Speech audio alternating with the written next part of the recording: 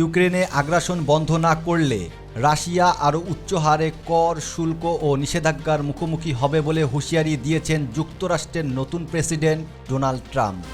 স্থানীয় সময় বুধবার নিজস্ব সামাজিক যোগাযোগ মাধ্যম ট্রুথ সোশ্যালে এক পোস্টে এ হুঁশিয়ারি দিয়েছেন তিনি।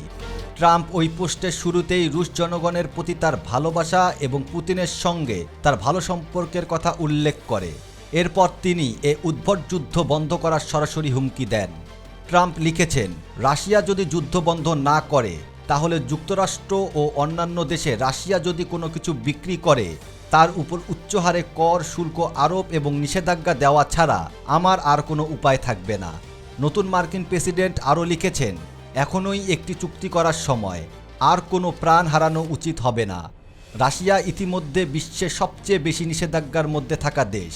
তাদের খুব কম ব্যক্তি ও প্রতিষ্ঠান বা খাত যুক্তরাষ্ট্র ও ইউরোপের নিষেধাজ্ঞার বাইরে রয়েছে। ক্ষমতায় এসে বিশ্বব্যাপী যুদ্ধ বন্ধ করার আশ্বাস দেয়া মার্কিন প্রেসিডেন্ট ডোনাল্ড ট্রাম্প হোয়াইট হাউসে ফিরেই নিজের প্রতিশ্রুতি বাস্তবায়নে যেন উঠে পড়ে লেগেছেন।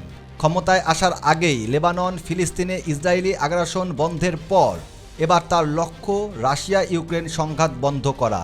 এদিকে ইউক্রেন যুদ্ধে রাশিয়ার হয়ে লড়াইরত 1000 উত্তর কোরীয় সেনা নিহত হয়েছেন, এমনটাই দাবি করছেন পশ্চিমা কর্মকর্তারা।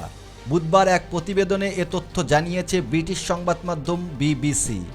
2022 সালের ফেব্রুয়ারিতে ইউক্রেনে আগ্রাসন শুরু করে রাশিয়া। তাদেরকে শক্তিশালী করতে হাজার হাজার সেনাকে মস্কোতে পাঠিয়েছে পিয়ংইয়ং।